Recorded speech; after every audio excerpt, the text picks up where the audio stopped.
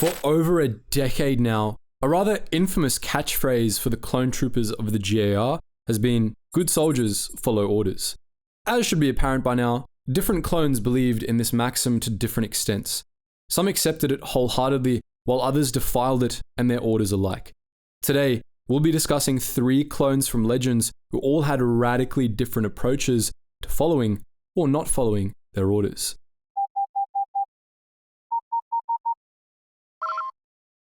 Attention, Sergeant on deck! First off, we're going to start with one of the most interesting yet obscure clone troopers in all of Legends, Jangotat, also known as Arc Captain Alpha 98. Alpha 98 was one of just 100 of the original Alpha class Arc troopers, the most elite soldiers in the GAR, and as such, he was very similar to the original Jango Fett, with an unmodified version of Fett's personality and psychology.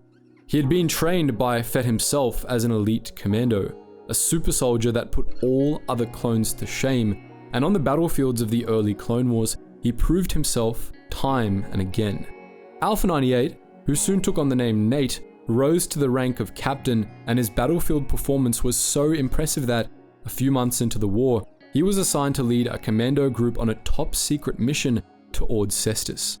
There, they would assist Jedi General Kenobi and Fisto in neutralizing a droid factory that was churning out JK-13 Jedi killer droids. Nate and his fellow commandos were tasked with training and arming members of the Desert Wind Insurgent Group to attack droid factories operated by Ord Cestus's rulers, and in the process, Nate spent a lot of time with Sheikah Tull, who had once been in a relationship with Jango Fett. As you might expect, things got complicated pretty quickly, and the two started a relationship with one another. Nate's relationship with Sheikah Tull ended up causing a dramatic shift in his personality. Previously, while he'd been especially independent for a clone, like all ARC troopers, Nate had been a fairly uncomplicated soldier, believing strongly in the cause of the GAR and seeing his role in the Clone Wars as the only purpose he needed in life. But Sheikah changed him. He began to gain a new perspective on his life and what he could do with it, and he developed a much stronger sense of morality than he had before, coming to value things like justice more than his orders or his duty to the Republic.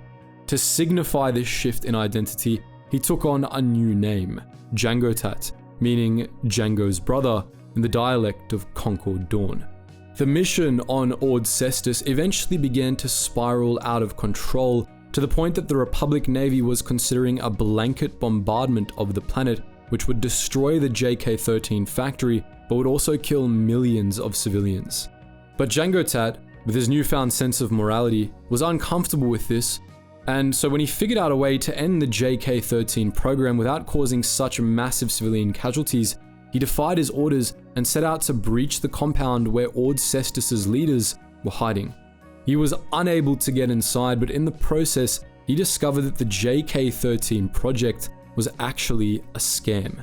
They weren't droids at all, but exoskeletons for organic symbionts, which were incapable of killing sentient beings without going insane.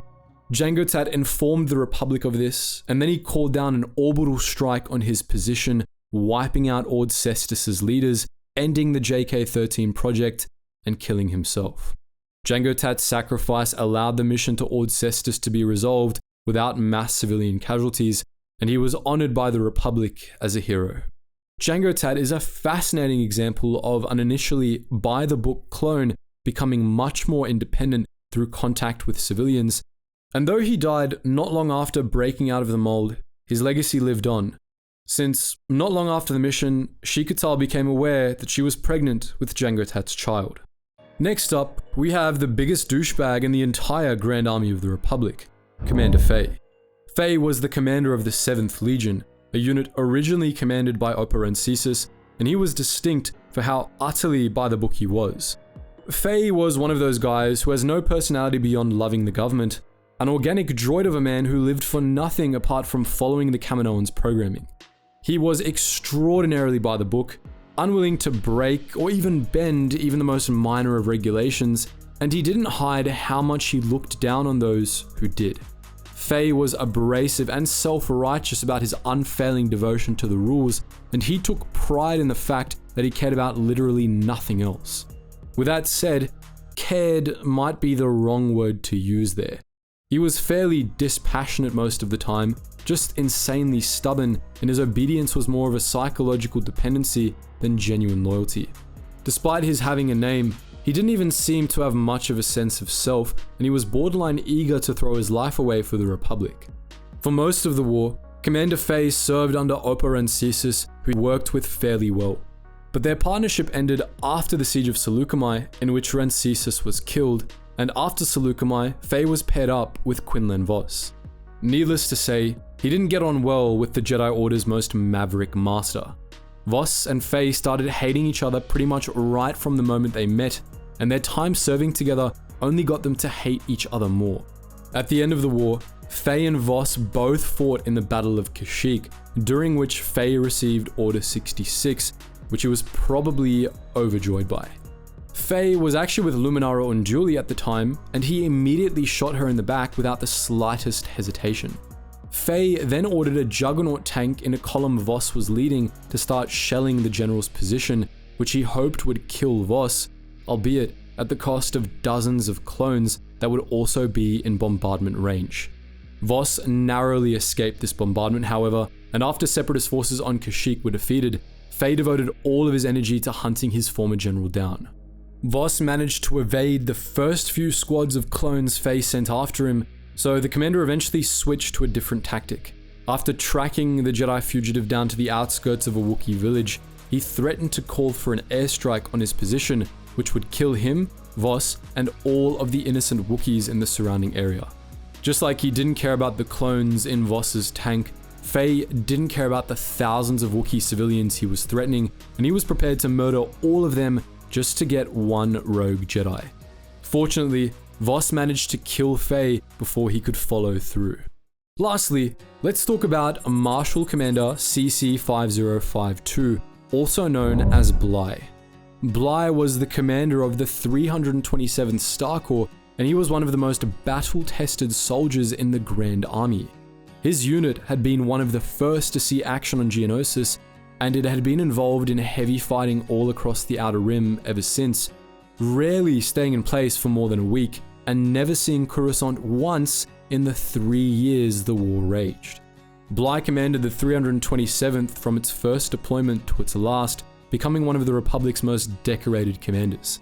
He was one of the first graduates from Alpha 17's elite commander training program, in which he learned ARC Trooper skills and tactics. After the Battle of Hypori, Bly began working closely with General Aayla Secura, who he came to respect as a capable leader and a friend. Bly fought in countless battles over the course of the Clone Wars, on worlds ranging from Quell, Maridon, and New Holstis to Honaga, Seleucami, and Felucia.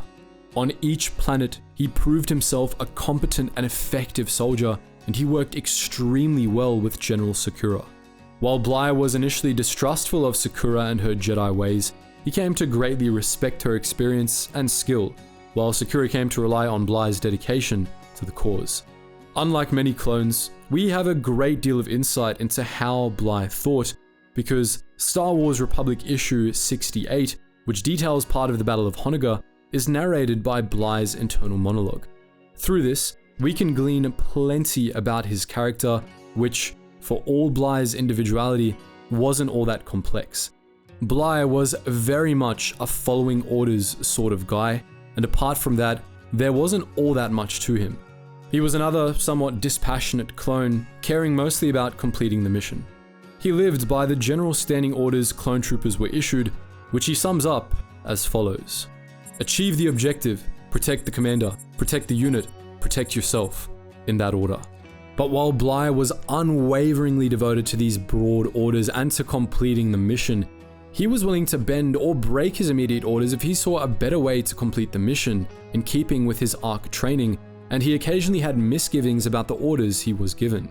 To quote part of his internal monologue from Honaga, after Aayla Secura ordered him not to execute the rogue Jedi Quinlan Vos, "My reluctance to obey the general surprises me. Never happened before. We're taught to trust our instincts. They're what kept the Prime, Jangotat, alive for so long, and my instincts scream Vos isn't to be trusted. If I was Fett, I probably would have just offed him. But orders are orders, so Vos lives. Until the general says otherwise. or Voss gives me a reason. As that last line suggested, Bligh could also be pretty brutal in carrying out his orders, and he seemingly cared little for lives lost in the process. Later in the mission to Honega, he found himself agreeing with Voss about terminating wounded hostiles against General Sakura's protests. Much as I respect the general, I was forced to admit I agreed with the renegade. The Nogri are hostiles who would gut us in a second. We can't afford to take chances, not if we're going to achieve the mission objective. But despite this conflict, Bligh did have great respect for Aayla Secura, and they became close friends over the course of the Clone Wars. In Republic 68, Bligh sums up the basis for his admiration of Sakura. The general's good, knows her stuff and doesn't waste time. Gotta respect that. Contrary to what some fans believe, Bligh's relationship with Aayla Secura was entirely platonic.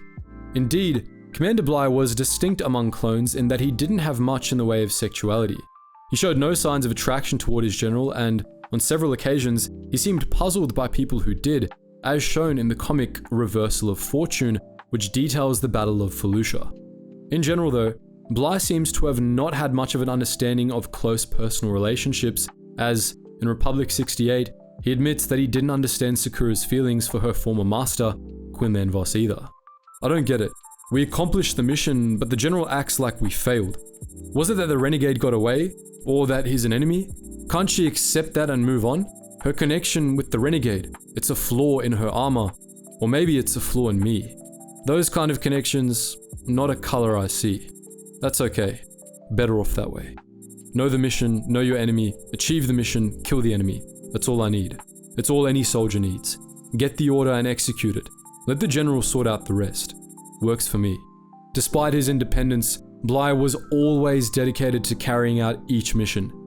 He was almost compulsive about it, and he absolutely detested the thought of incomplete missions staining his record. In the end, Bligh's drive to complete his missions proved stronger than his personal loyalties, as shown when he executed Order 66 despite his close friendship with Aayla Secura, after which he became a loyal soldier of the Empire. So that's our look at Jangotat and Commanders Faie and Bligh, but what do you think? Are there other clone commanders you'd like us to talk about? Let us know your thoughts in the comment section below, and as always guys, thank you so much for watching, and I hope to see you in the next video.